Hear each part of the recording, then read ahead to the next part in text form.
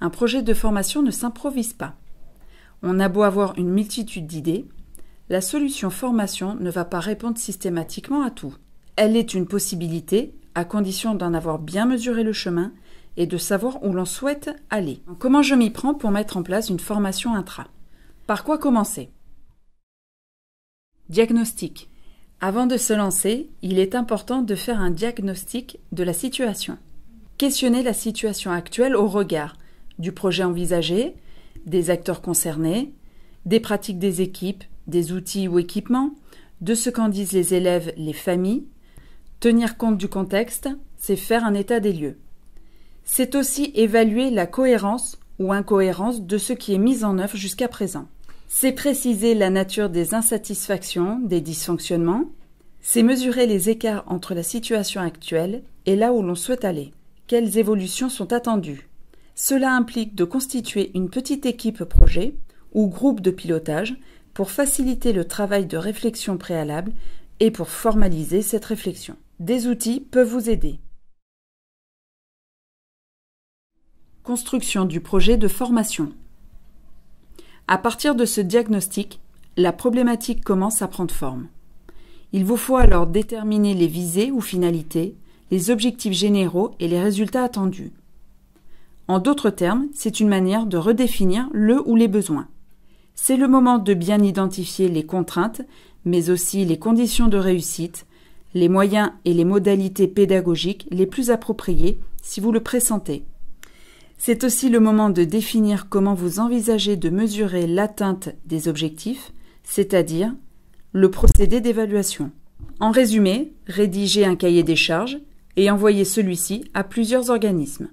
Des outils peuvent vous y aider. Relecture de la proposition de formation. Vous recevez la réponse à votre cahier des charges sous forme d'une proposition. À vous de vérifier le contenu de là où les propositions reçues et de vous assurer de son adéquation avec votre cahier des charges. Vous pouvez comparer les offres et vous êtes en droit de refuser une proposition si elle ne convient pas ou de demander des modifications ou ajustements pour qu'elle soit plus en phase avec vos attentes. Le plus important, c'est de bien retrouver les objectifs que vous vous êtes fixés.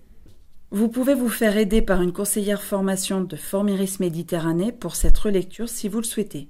Lorsque vous avez retenu une proposition, n'oubliez pas de la transmettre à Formiris Méditerranée pour une étude de prise en charge. Des outils peuvent également vous y aider.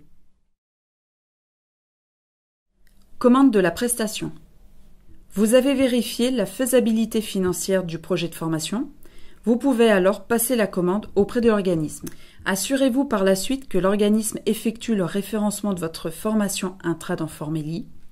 À votre tour, vous devrez inscrire vos enseignants sur la prestation ainsi référencée. Par ces actions, vous confirmez que vous êtes bien le commanditaire de cette formation. Mise en œuvre de la formation. Cela peut paraître parfois aller de soi, mais l'organisation matérielle et temporelle d'une formation dans l'établissement doit être anticipée. Il faut s'assurer du bon déroulement de la formation, mais aussi de sa conformité par rapport aux objectifs qui ont été posés. Il est toujours possible de réguler en cours de formation, mais pour cela, il faut en avoir suivi la mise en œuvre.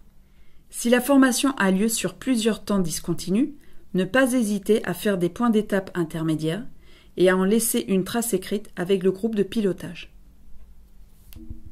Évaluation et suivi de l'action. Une fois les temps de formation achevés, faites le bilan avec les équipes, le groupe de pilotage et le formateur. Ce bilan a plus une valeur de régulation que de baromètre. Il permet de prévoir les mises en pratique dans des conditions favorables. Il peut donner à voir des besoins complémentaires à travailler. Il vérifie l'atteinte des objectifs au regard du cahier des charges posé à l'origine, comme il peut aussi pointer une suite au projet engagé. Si vous avez besoin de plus de précision et d'aide, n'hésitez pas à contacter une conseillère formation de Formiris Méditerranée.